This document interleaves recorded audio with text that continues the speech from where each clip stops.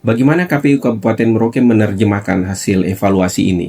Mungkin dalam kebijakan kah, regulasi atau prosedur operasional baru yang nanti diterapkan pada tahapan pemilu berikutnya. Artinya masyarakat juga ketika pindah domisili, tolonglah diurus administrasinya sehingga ketika proses pemutahiran data pemilih yang kita lakukan, tetapi sepanjang tidak bisa dibuktikan, ini pun tidak bisa kita hapus. Karena mengingat menghilangkan hak pilih orang, kami dipidana gitu ya. Jadi memang ini pekerjaan besar dan ini tidak bisa dilakukan oleh KPU sendiri. Karena orang beranggapan kan, di TPS surat-suaranya banyak kok, kita pasti dapat. Sedangkan itu tidak seperti itu. Jadi ada pengorbanan dari penyelenggara yang luar biasa ya, menerjang alam. Di balik itu ada keringat, cucuran air mata ya, karena terus dengan kondisi geografis di Kabupaten Merauke, ke pedalaman-pedalaman, tentunya apalagi pada saat musim-musim hujan, pisang-pisang, jalan pisang-pisang kan. Itu sangat mau kita mau menangis juga tidak ada yang mendengar kita menangis. Mau marah juga kita sudah setengah perjalanan, mau balik juga kita sudah setengah perjalanan. Ya itu semua harus kita lalui karena memang komitmen kita dari awal bahwa ini kerja-kerja kita.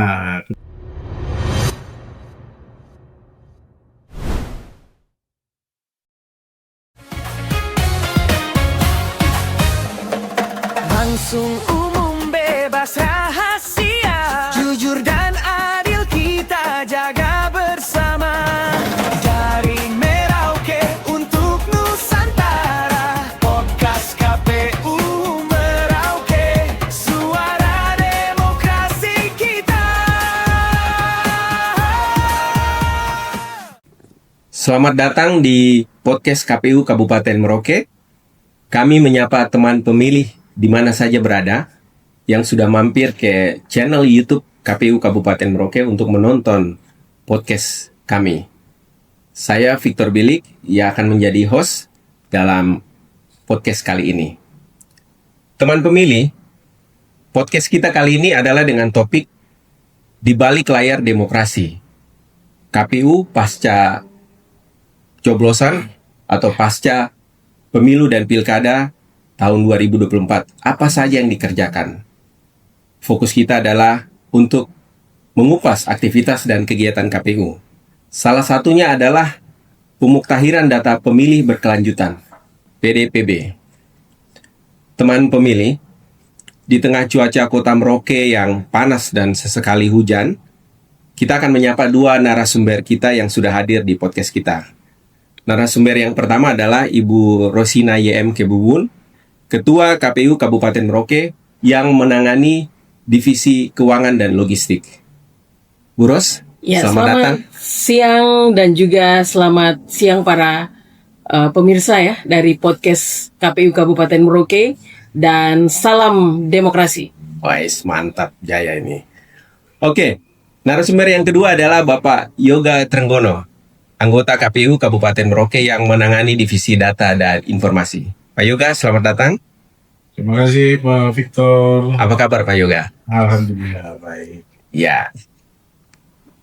Baik teman pemilih, sebagaimana tadi kami sampaikan dari judul kami bahwa yang akan menjadi topik pembicaraan atau diskusi kita adalah kegiatan KPU pasca pemilu pilkada tahun 2024 yang sudah kita lewati, dan yang kedua adalah pemuktahiran data pemilih berkelanjutan.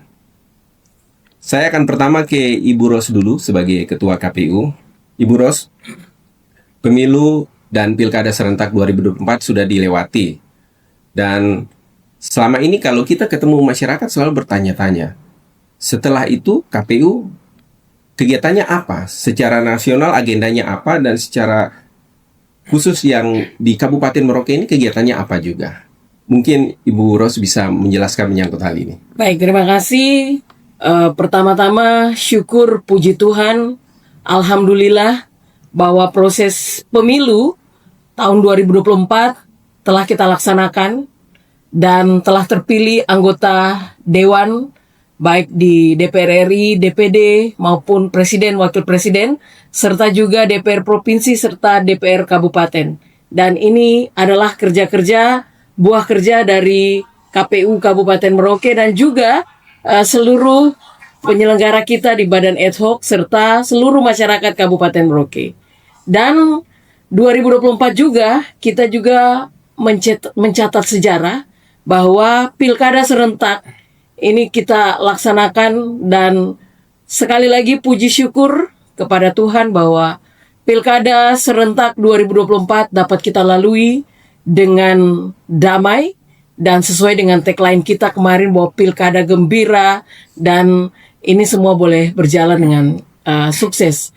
Ya, tentunya ini semua tidak terlepas dari kerja kita sebagai tim di KPU dan juga Badan Ad Hoc serta seluruh masyarakat Kabupaten Merauke yang juga telah berpartisipasi dalam proses pemilihan kepala daerah. Dan setelah pemilu selesai, pilkada selesai, apa sih yang dikerjakan KPU? Ini pasti yang bertanya-tanya ya. Karena setelah pemilu, pilkada selesai, KPU bikin apa? Karena ada berapa tahun lagi ya, kita masih 2029 lagi nanti pemilu. Ya, kita KPU tetap melaksanakan proses kegiatan. Yang pertama adalah kita tetap melaksanakan proses pendidikan pemilih kepada masyarakat secara berkelanjutan. Ini terus kita lakukan. Dan salah satunya podcast kita ya, ini adalah bagian dari upaya KPU untuk terus melakukan edukasi, memberikan pendidikan politik, pendidikan kepada para pemilih, sehingga kita semua mendapatkan informasi yang akurat, tajam, dan terpercaya seperti tagline TV ini.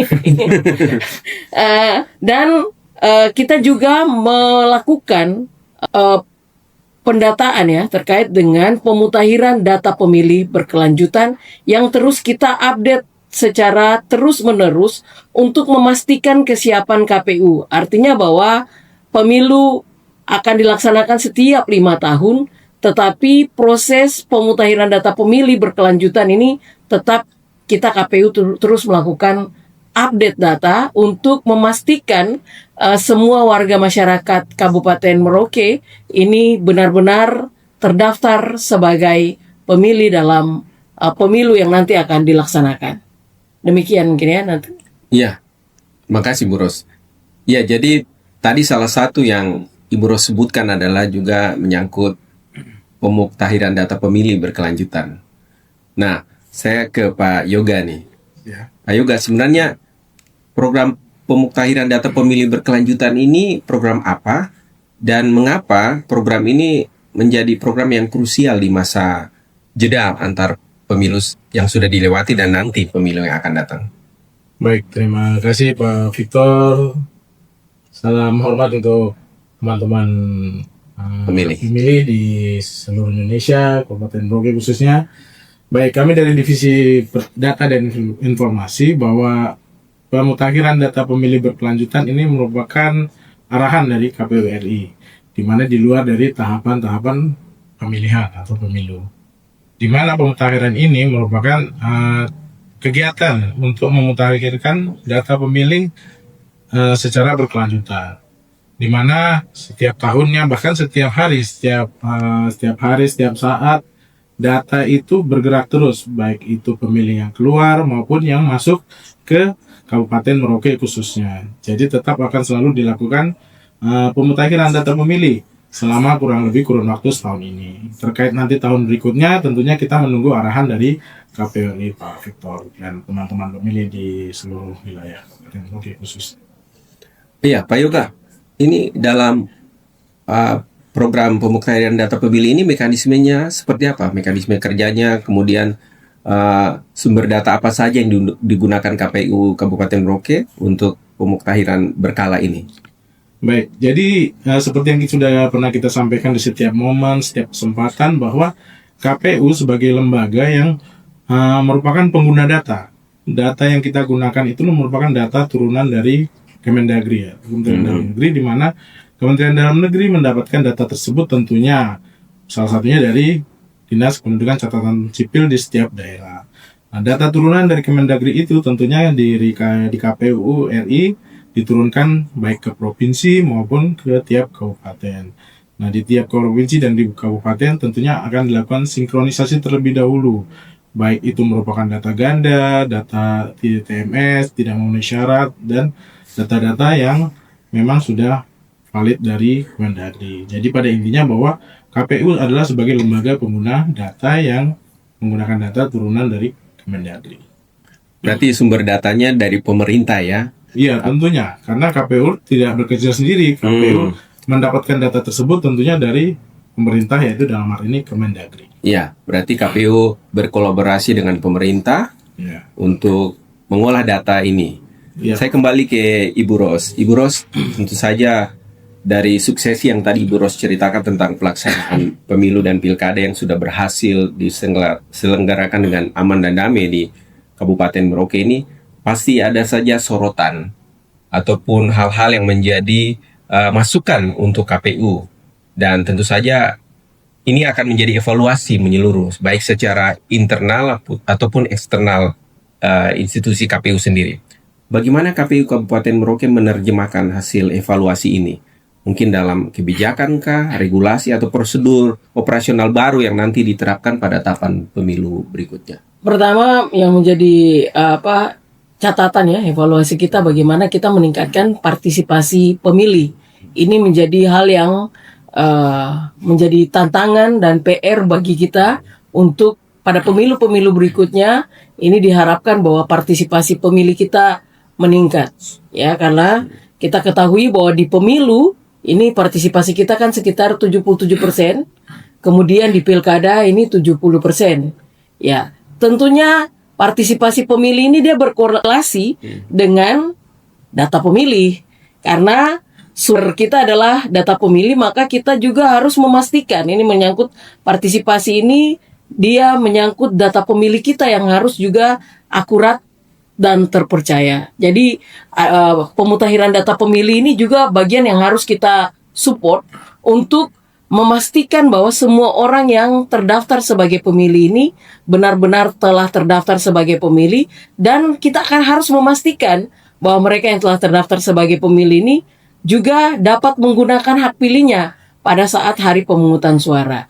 Tentunya ini jadi PR dan pekerjaan besar bagi kita ke depan untuk bagaimana memastikan, karena data pemilih ini kan kita bergerak tadi seperti yang disampaikan oleh Pak Yoga bahwa kita adalah pengguna data. Nah, data kependudukan kita ini yang dipakai untuk sebagai data pemilih. Nah, problem kita di masyarakat adalah banyak masyarakat yang pindah domisili. Ini kan belum mengurus secara akurat ke Dinas Kependudukan dan Catatan Sipil. Sehingga menyulitkan bagi petugas kita badan ad hoc pada saat pemilihan ini untuk menemukan mereka. Misalnya, mereka tinggal di kelurahan A, data mereka ya di kelurahan A. Tetapi pada saat pemilu mereka sudah pindah ke kelurahan B atau tempat yang lain ya. Ini menyulitkan karena ketika data pemilih ini diturunkan, ini kan berdasarkan alamat sesuai de facto ya. De facto bahwa dan de jure bahwa alamatnya masih menggunakan alamat yang lama. Ketika ditemukan undangannya disampaikan atau dicari orangnya tidak ditemukan, ya kita tidak bisa menemukan mereka, maka mereka inilah yang menjadi penyumbang, salah satu penyumbang dari data kependudukan kita yang tidak akurat, berimplikasi kepada data pemilih kita yang akhirnya berimplikasi juga pada partisipasi pemilih. Jadi memang ini pekerjaan besar dan tidak bisa berharap pada KPU saja. Artinya masyarakat juga ketika pindah domisili, tolonglah diurus administrasinya sehingga ketika proses pemutahiran data pemilih yang kita lakukan secara terus-menerus ini kita terupdate. Kalau sudah pindah kelurahan berarti akan terupdate di sana. Kalau pindah alamat, kemudian juga orang yang meninggal dunia, ini juga banyak yang belum ada kesadaran untuk mengurus secara mandiri untuk mengurus akta kematian atau ya dokumen ya berkaitan dengan itu. Yang berakibat apa? Ketika mereka yang sudah dinyatakan meninggal dunia tetapi masih terdaftar sebagai pemilih. Kalau petugas coklit menemukan dan keluarga menyatakan benar bahwa ini dia sudah meninggal, kemudian ada ada dokumen pendukung, pastinya petugas kami saat melakukan penelitian, pencocokan dan penelitian ini bisa mendelete ya pemilih tersebut. Tetapi sepanjang tidak bisa dibuktikan, ini pun tidak bisa kita hapus karena mengingat menghilangkan hak pilih orang, kami dipidana gitu ya. Jadi memang ini pekerjaan besar dan ini tidak bisa dilakukan oleh KPU sendiri. Yaitu bagaimana kita memastikan data pemilih kita yang benar-benar akurat, kemudian partisipasi pemilih kita yang juga harus meningkat. Karena tadi saya sampaikan kembali lagi bahwa data pemilih dia berkorelasi dengan partisipasi pemilih. Ini yang jadi pekerjaan besar dan catatan buat kita semua untuk bagaimana memastikan. Maka sosialisasi ini yang harus terus kita genjot di masa-masa sebelum proses pemilihan sehingga orang punya pengetahuan, pemahaman, punya interest ya, kepentingan dan juga punya perhatian kepada bagaimana kita dalam proses pemutahiran data pemilih. Baik, Bu Ros. Ya, sebagaimana pemaparan Bu Ros tadi soal data pemilih, kemudian ada yang meninggal tadi, tidak bisa serta-merta begitu saja dihapus. Saya kembali ke Pak Yoga. Tentu saja ini dijumpai dalam realita masyarakat ya, yang sudah meninggal, kemudian ada temuan data pemilih ganda, ataupun ada pemilih baru yang memenuhi syarat ya, yang mungkin sudah usianya mencukupi sebagai pemilih. Nah, dalam proses pemuktahiran data itu, data-data seperti itu prosesnya bagaimana secara teknisnya Pak Yoga? Jadi begini Pak Fik dan teman-teman pemilih semua. Seperti yang disampaikan Bu Ros tadi bahwa masalah-masalah itu pasti muncul. Sebenarnya ada beberapa yang menyatakan bahwa tidak masalah kan terkait mereka mau memilih atau tidak. Tapi sebenarnya itu nanti di kemudian hari menjadi masalah pada saat mau akan dilakukan pencoblosan. Ketika saya kok tidak ada di nama di daerah ini, sebenarnya itu masalah itu akan timbul ketika mau mendekati hari pencoblosan. Nah, bagaimana sih prosesnya itu ketika misalnya ada pemilih baru? Seperti yang sudah kita sampaikan di beberapa kesempatan juga, dan ini bukan hanya kerja dari KPU, kita sampaikan kepada para partai politik, para partisipannya, ataupun pada masyarakat, bahwa sampaikanlah bantu kami untuk menyampaikan juga kepada masyarakat. Tentunya kami dari KPU juga melakukan sosialisasi melalui divisi sosialisasi, bahwa sampaikan kepada masyarakat bahwa ketika ada orang tua yang mempunyai anak sudah berumur 17 tahun ataupun sudah menikah, segeralah urus dari segi administrasi kependudukannya secara hukum, legal, sehingga bisa dilakukan terdata dalam daftar pemilih namanya, seperti itu Pak P. Nah, tentunya ketika misalnya ada yang sudah meninggal dunia, itu pun harus diurus. Cuman terkadang kita menemui kendala di lapangan, atau sebenarnya tidak masalah tapi menjadi masalah yang seperti tadi saya sampaikan, bahwa di kemudian hari kadang ada orang yang bilang sudahlah, sudah meninggal, ngapain sih diurus, tidak ada gunanya juga. Nah, tapi nanti itu menjadi masalah ketika nanti mau mendekati pencoblosan. Banyak yang mengatakan bahwa kita temui di lapangan bahwa ini kan orangnya sudah meninggal, kenapa masih ada namanya, masih ada undangannya. Nah, kita kembalikan lagi kepada keluarganya, mengurus atau tidak. Selama tidak ada pengurusan secara legalnya, administrasinya, bahwa ya kita tidak bisa melakukan penghapusan. Tapi ketika misalnya nama itu masih ada, terus keluarganya bilang ini sudah meninggal, ini buktinya, berarti kita bisa lakukan untuk penghapusan data. Seperti itu. Seperti disampaikan Bu Ros, bahwa kita ketika menghilangkan hak pilih seseorang tanpa ada dasar hukum, maka siap-siap kita yang kena nanti secara hukumnya. Jadi semua itu kita kerja berdasarkan hukum, aturan yang berlaku, Pak Fik, dan teman-teman pemilih tentunya. Ya, ya, sebagaimana realita yang terjadi pada saat hari H pelaksanaan pemilu maupun pilkada itu, kemudian banyak masyarakat yang datang dan menyampaikan kalau mereka ini tidak terpilih, dan padahal sebelum hari-hari sebelumnya itu tidak mempersoalkan hal itu. Ternyata apa yang Bu Ros dan Pak Yoga jelaskan ini ya, itu sering menjadi perhatian masyarakat pada menjelang hari H maupun pada saat hari H itu sendiri yang menjadi masalah itu. Oke, saya kembali ke Bu Ros. Bu Ros, sempat juga yang saya ikuti melalui media bagaimana KPU kemudian melakukan konsultasi setelah pelaksanaan pemilu dan pilkada ini menyangkut beban kerja yang tinggi, sehingga disampaikan perlu ada penambahan distrik di wilayah Kabupaten Merauke ini, itu korelasinya apa dengan teknis pelaksanaan pemilu dan pilkada sendiri? Ya, memang dari sisi geografis, kemudian dari sisi jumlah penduduk ya, ini memang kita berharap memang ada pemekaran distrik untuk wilayah tertentu.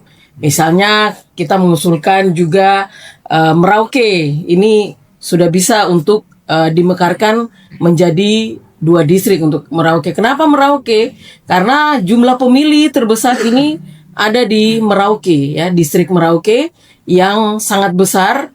Kemudian kita punya pengalaman kemarin saat Pileg dan Pilpres, ini distrik Merauke ini menangani 2 dapil. Kemudian karena begitu banyak, karena jumlah pemilih yang besar, distrik Merauke ini kemarin memakan waktu dalam proses rekapitulasi penghitungan suara ini sampai dengan 19 hari. Maka ini sudah selayak dan sepantasnya untuk dipikirkan. Ya, memang kita sudah mengusulkan kalau bisa untuk Merauke ini sudah bisa untuk mekarkan distriknya, sehingga nanti dalam proses pemilihan nanti di 2029 beban penyelenggara, yaitu teman-teman kita di tingkat badan ad hoc PPD, PPS maupun KPPS ini juga bisa lebih ringan dibandingkan yang sebelumnya. Jadi ini menjadi catatan buat kami ya, tapi proses ini kami usulkan. Soal pemekaran kan bukan kewenangan dari kita KPU. Kita kembali kepada pemerintah daerah.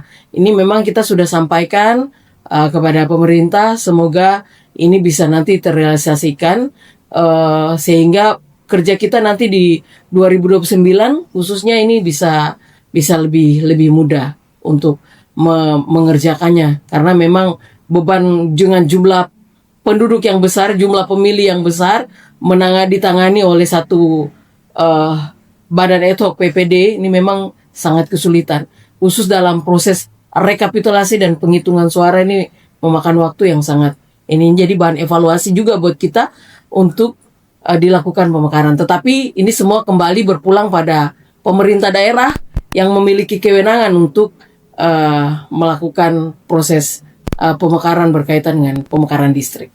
Iya, berarti ini masukan untuk Pemda ya, Ya. untuk bisa juga kemudian masukan Ibu Ros agar nanti untuk pelaksanaan berikut bisa lebih efektif dan efisien dalam pelaksanaan teknis pemilu maupun pilkadanya. Baik, selanjutnya saya ke Pak Yoga. Pak Yoga, berarti tadi sudah dijelaskan bagaimana teknis detail proses pemuktahiran data itu. Nah, sekarang dari sisi masyarakat atau peserta pemilu atau peserta pilkada, artinya peran masyarakat, partai politik atau organisasi sipil untuk berpartisipasi membantu agar proses pemuktahiran data pemilih berkelanjutan ini bisa lebih baik lagi, semakin demi data yang akurat dan valid di masa yang akan datang, itu seperti apa? Ya, seperti yang tadi saya sampaikan bahwa juga setiap kesempatan ada beberapa kesempatan kita mengundang para perwakilan dari partai politik, dari pemerintah daerah tentunya. Kita sampaikan bahwa KPU memohon bantuan kepada rekan-rekan, dalam hal ini rekan dari KPU sendiri, baik itu partai politik, pemerintah daerah. Yuk sama-sama kita bersama-sama menyampaikan kepada masyarakat bahwa pentingnya memutakhirkan data pemilih dan mensosialisasikan terkait data pemilih ini, terkait identitas mereka, karena banyak kita temui di lapangan bahwa orangnya sudah pindah ke Kabupaten Merauke, tetapi identitasnya itu masih daerah asalnya. Dan ketika sudah disampaikan, banyak saja alasannya, tentunya bermacam-macam, baik itu aduh sibuk nggak sempat ngurus ke Capil, atau buat apa sih ngurus, seperti itu, banyak saja alasannya. Nah, cuman ya itu tadi saya sampaikan bahwa ini tidak ada masalah dari kita, tapi nanti akan menjadi masalah di kemudian hari ketika mendekati hari pencoblosan. Karena meskipun KTP kita adalah KTP nasional, tetapi kita juga ditentukan oleh aturan yang berlaku bahwa yang bisa memilih yaitu KTP setempat. Nah, sedangkan KTP luar tidak bisa melakukan pemilihan di daerah tersebut karena ada ada batasan-batasan yang tidak boleh dilakukan menggunakan KTP luar di daerah tersebut. Walaupun kita juga ada pindah memilih ya. Jadi ada proses pindah memilih yang bisa diurus. Tetapi kan pindah memilih ini dilakukan 30 hari sebelum hari pencoblosan. Tapi dalam pengurusan pindah memilih ini kan tidak semua pemilih yang ber-KTP domisili lain lalu bisa dapat dengan mudah kita mengurus pindah memilih. Misalnya dalam pemilih Pileg dan Pilpres, pemilu legislatif, ya kan? Ini dalam hal dia menggunakan KTP di luar Papua Selatan atau di luar ini, dia hanya kan bisa dapat satu surat suara ya, kan seperti itu. Nah, tapi persoalan urus pindah surat memilih ini kan kalau dia sakit atau sepanjang menjalankan tugas, ya kan?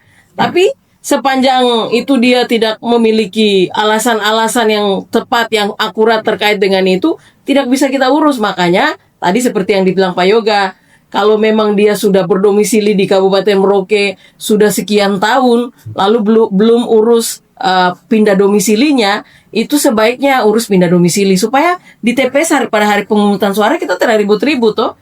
Macam kayak kemarin ini ribut-ribut.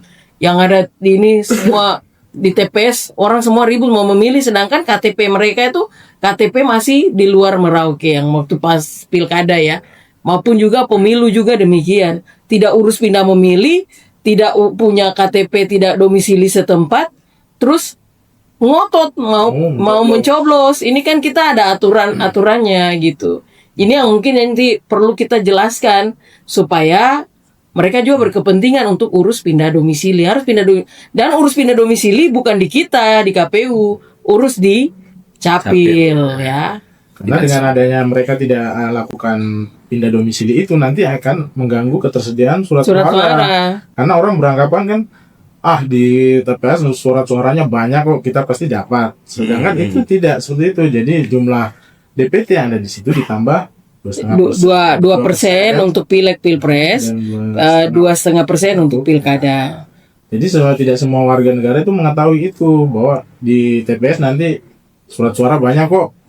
Kenyataannya tidak seperti itu, Pak Fik. Jadi apalagi dengan adanya pemekaran di wilayah Provinsi Papua Selatan, banyaknya pegawai yang masuk ke Kabupaten Merauke khususnya, apalagi sudah punya SK penempatan di Merauke, tidak ngurus ke pindah domisilinya ke Merauke. Berarti dia terdaftar kalau secara de jure dan de facto dia akan tetap terdaftar sebagai pemilih di mana KTP dia. Kalau KTP-nya Jayapura, ya dia terdaftar sebagai pemilih di Jayapura. Dia tidak bisa memilih di Merauke gitu. Ini perlu adanya kesadaran dari para masyarakat.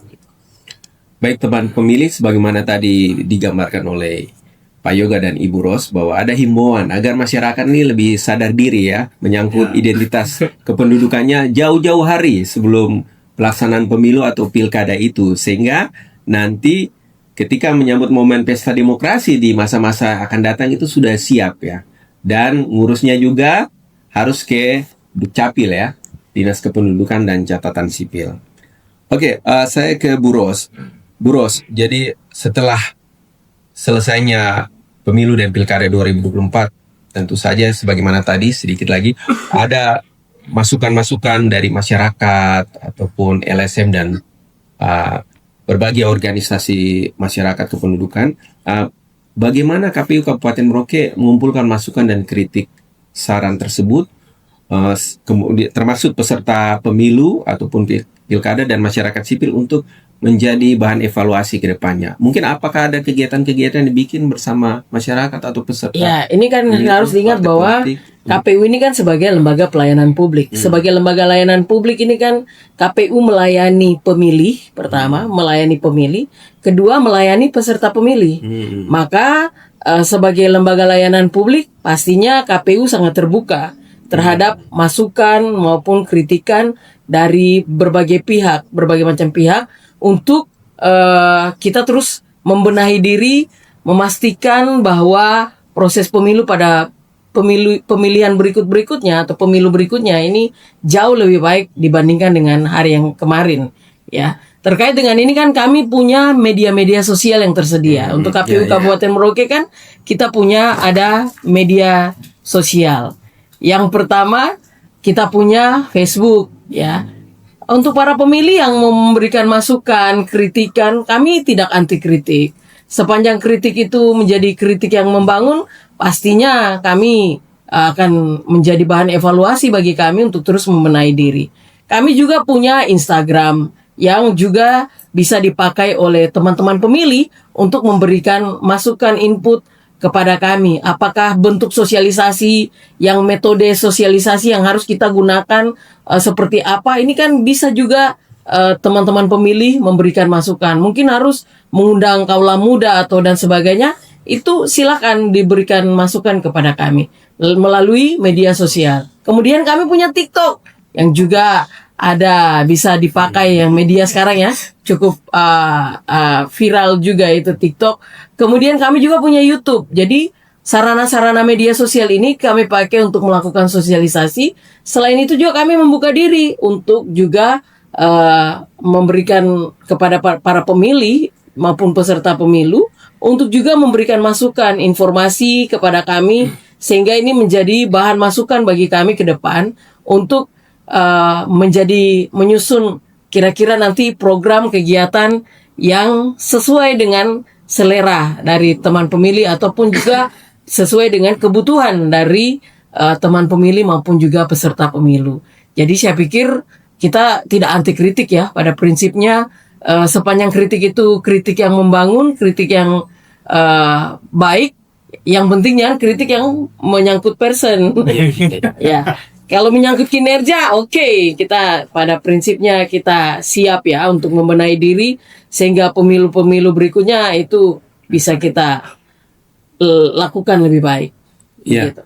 Jadi teman pemilih sebagaimana dijelaskan oleh Ibu Ros sebagai Ketua KPU tadi, KPU terbuka menerima masukan dan kritik dan saran dari kalangan masyarakat ataupun organisasi kemasyarakatan, dan dapat juga memantau setiap kegiatan KPU Kabupaten Merauke melalui media sosial yang dimiliki, dan juga tahu bahwa KPU selalu ada kegiatan-kegiatan yang dilaksanakan, dan termasuk yang saya lihat dan ikuti juga ada FGD yang dilakukan ya pasca pemilu pilkada kemarin ya, yang mengundang peserta pemilu dan juga organisasi kemasyarakatan dan juga stakeholder, yaitu instansi pemerintah yang terlibat langsung dengan pelaksanaan tugas KPU dalam tugas melaksanakan pemilu maupun pilkada ini. Termasuk dia rekan penyelenggara KPU tentunya ya, Bawaslu terlibat di dalamnya.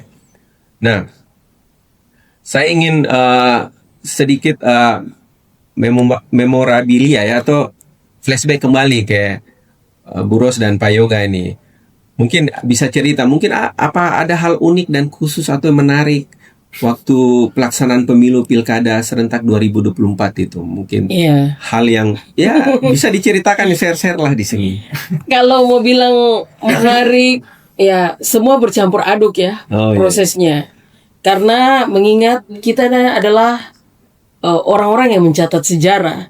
Kenapa Pileg dan Pilpres dilaksanakan serentak dan bersambungan atau beririsan dengan proses pemilihan kepala daerah, dan ini baru pertama kali dilakukan di Merauke.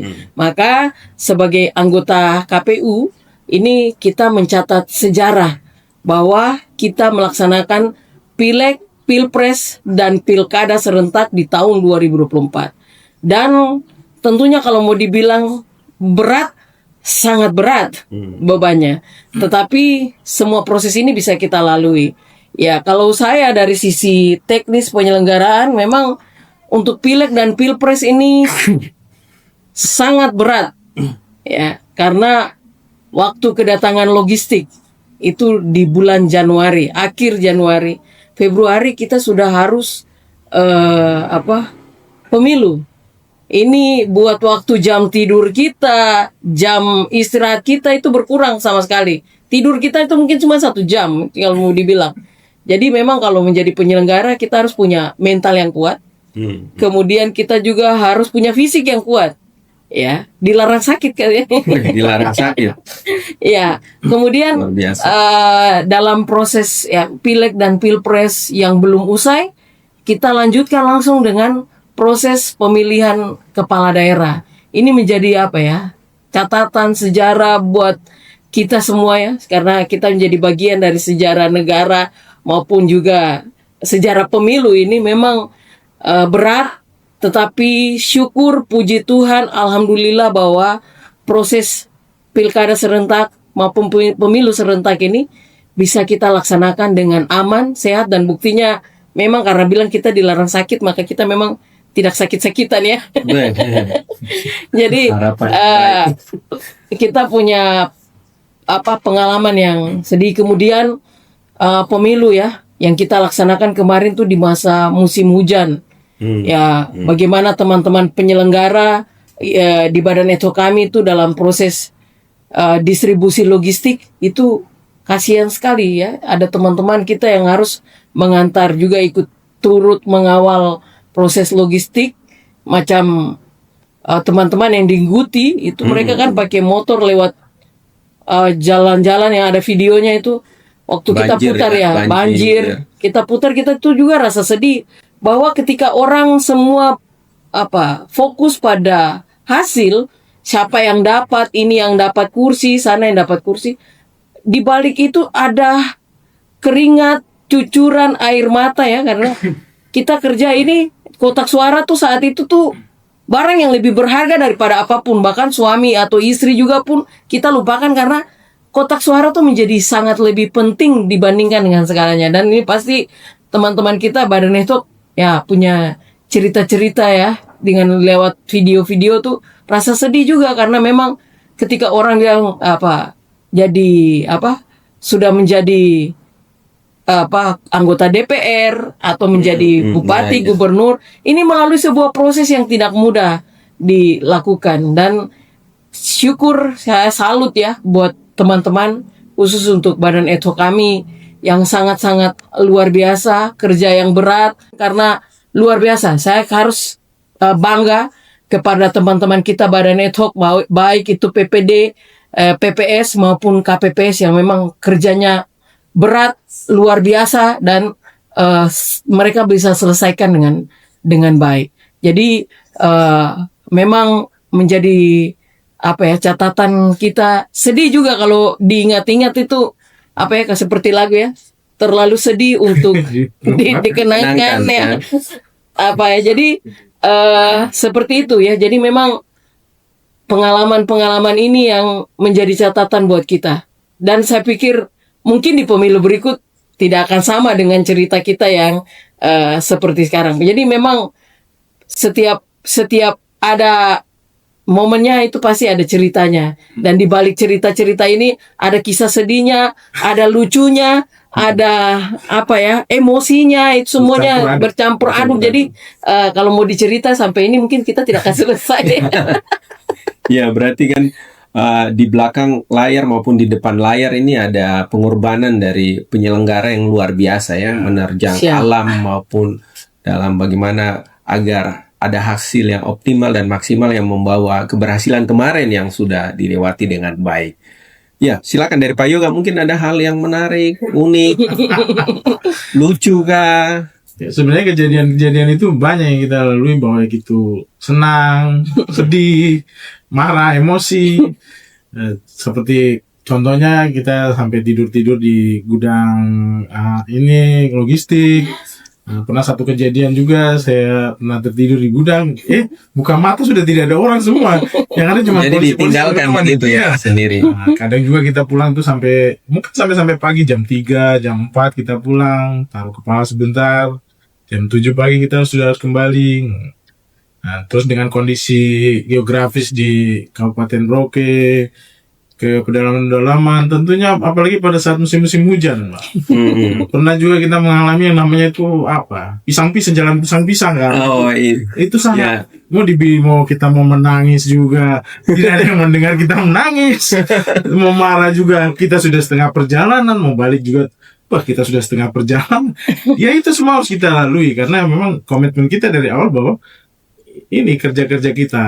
Seperti tadi sampaikan Bros bahwa di balik kemeriahan pilkada hasilnya pilek yang sudah dilalui, yang sudah para anggota-anggota dewan yang sudah menduduki posisinya sekarang, dan para kepala daerah sudah menunjuk bahwa ada di balik itu ada badan etok kita, pejuang-pejuang demokrasi kita yang baik itu mulai dari PPD, PPS sampai ke KPPS, itu yang memang perjuangannya luar biasa, khususnya yang berada di pulau-pulau. Mereka terbatas terjauh ya, terbatas terluar oleh kendala iklim ketika membawa logistik kembali ke kabupaten distrik Kabupaten Merauke, itu kondisi alam, kondisi geografis, dan juga terkait ini masalah internet. Apalagi daerah-daerah pulau itu, sedangkan kita dituntut dari atas bahwa untuk penginputan secara menggunakan fasilitas online. Nah, itu yang menjadi kendala. Akhirnya bagaimana caranya supaya itu bisa kita penuhi, ya tentunya kita menggunakan beberapa metode yang harus kita lakukan. Tapi seperti disampaikan Ketua tadi bahwa apa yang ada di TPS itulah yang akan nanti diplenokan di tingkat kabupaten. Jadi tidak ada itu namanya manipulasi suara atau segala macam, itu tidak ada. Bahwa kami dari KPU Kabupaten Merauke kerja berdasarkan apa yang ada di TPS, itu yang kita plenokan. Kalaupun ada yang menggugat, ada yang merasa keberatan, sampaikan. Tapi alhamdulillah pada saat kita pleno hingga penetapan, semua berjalan lancar, bahwa tidak ada gugatan-gugatan ataupun keberatan-keberatan daripada saksi. Itu yang perlu kita acungi jempol bersama, bahwa kerja-kerja dari KPU bahwa memang sesuai dengan kenyataan yang ada di lapangan. Iya. Luar biasa. Saya dengar bahkan ada insiden ya, pegawai KPU yang sempat kecelakaan ya, pada satu listrik ya. Bahwa adalah kasubag kami, salah satu kasubag kami yang itu kebetulan jalan dengan saya itu. Oh iya. Pada saat jalan dengan saya itu banyak insiden-insiden yang di luar nalar semua.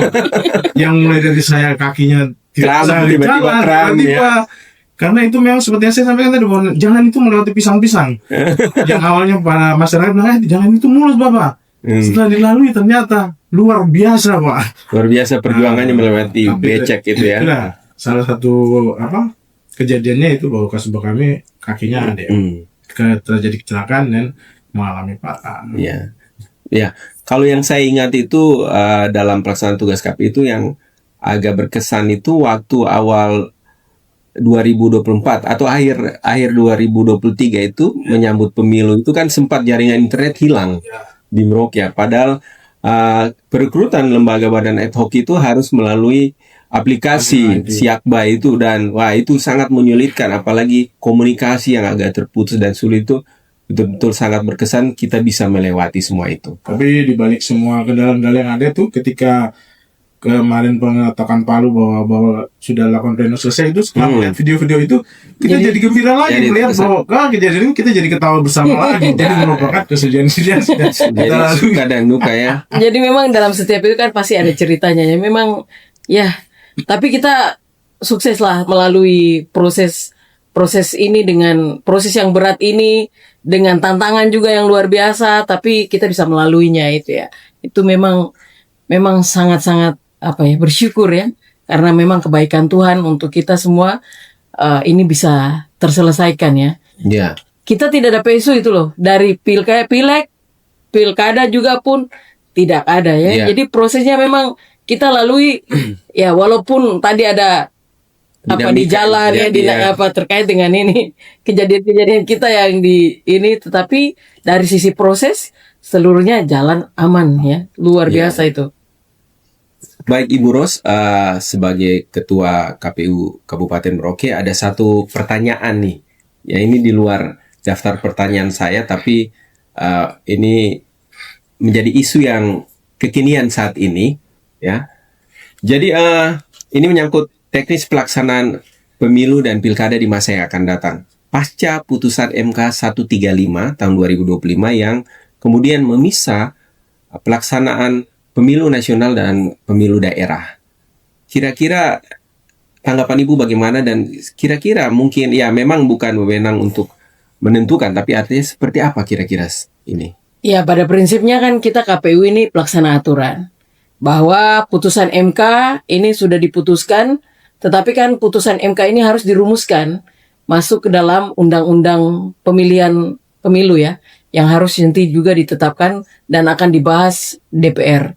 Menurut informasi DPR sudah masuk dalam agenda prolegnas dan juga sedang dalam proses pembahasan di DPR berkaitan dengan ini. Terkait dengan hal ini, ya pada prinsipnya kita KPU siap ya.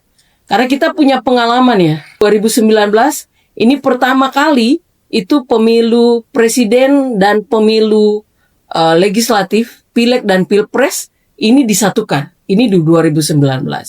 Kemudian di 2024 kita juga punya pengalaman untuk melaksanakan pileg, pilpres, pilkada serentak. Kemudian putusan MK 135 ini juga kembali memisahkan antara pemilu nasional dan pemilu daerah. Pada prinsipnya KPU sebagai penyelenggara harus siap untuk melaksanakan ini ya, karena ketika sudah diundangkan pada prinsipnya kita KPU harus siap untuk melaksanakan ini. Cuman memang menjadi tantangan bagi kita dalam pemilu ketika pemilu nasional dan pilkada ini, beban ke pemilu daerah nih sangat berat. Kalau kita mengikuti pasca putusan MK ini bahwa pemilu daerah ini gubernur, bupati, kemudian legislatif, DPR kabupaten, DPR provinsi itu disatukan, itu menjadi beban kerja bagi kita penyelenggara, khususnya di daerah. Pertama bahwa kalau di pilkada saja yang kita akan hadapi adalah paslon dan parpol ya kan. Tapi pada saat nanti di pemilu daerah, penyelenggara ini akan berhadapan dengan parpol, berhadapan dengan caleg, berhadapan dengan paslon, berhadapan juga dengan masa pendukung. Ini yang juga menjadi berat ya bagi penyelenggara ke depan untuk khususnya dalam pemilu daerah, dan potensi konflik juga pun pastinya jadi besar. Tapi ya sepanjang diatur pada prinsipnya kita siap, KPU harus siap, tidak bisa bilang tidak, karena sebagai penyelenggara apapun yang diputuskan kita siap laksanakan sesuai dengan apa yang dilakukan. Saya pikir pengalaman-pengalaman yang kemarin rumit itu bisa kita selesaikan. Pileg, pilpres disatukan di 2019 bisa kita lalui. Pilkada, ingat pilkada 2020 itu dilaksanakan di tengah COVID-19. Itu pun bisa kita lalui.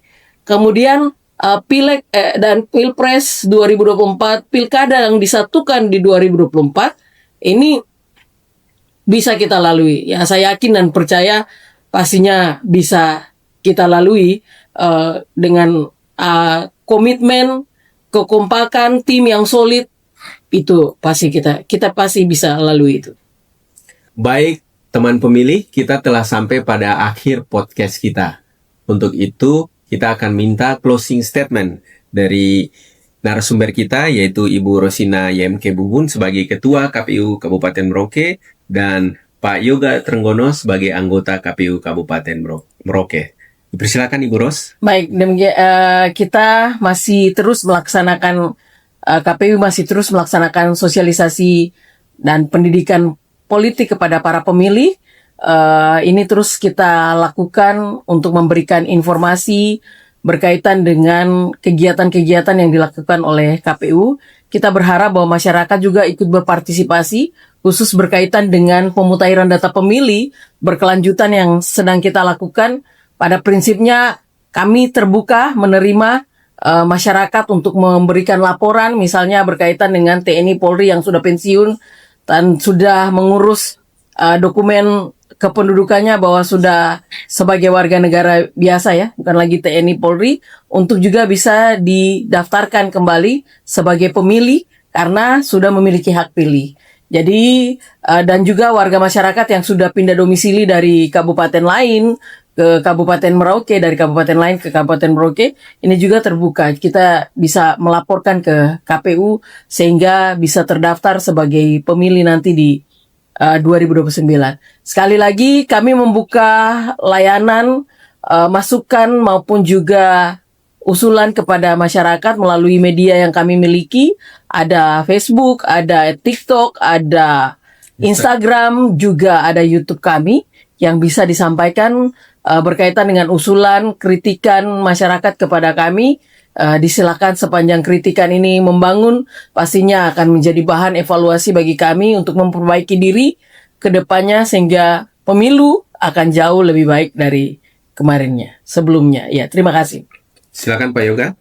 Baik, teman-teman pemilih, himbauan dari kami bahwa jangan lupa untuk selalu update terkait data kependudukannya dan selalu mengecek apakah sudah terdaftar dalam data pemilih ataukah belum. Dengan aktifnya teman-teman pemilih untuk selalu update data kependudukannya dan mengecek apakah sudah terdaftar dalam data pemilih, itu demi kesuksesnya pemilu di kemudian hari. Jangan lupa cek kembali apakah sudah terdaftar dalam daftar pemilih atau belum, demi suksesnya pemilu ke depannya. Salam demokrasi. Teman pemilih, demikianlah akhir dari podcast kita, dan biarlah informasi kepemiluan yang sudah kami bagikan melalui podcast ini dapat berguna bagi teman pemilih di mana saja berada. Kami akhiri podcast ini, sampai jumpa pada podcast edisi berikutnya. Salam dari kami, KPU melayani, Isakot BKI, Isakot KAI, satu hati, satu tujuan.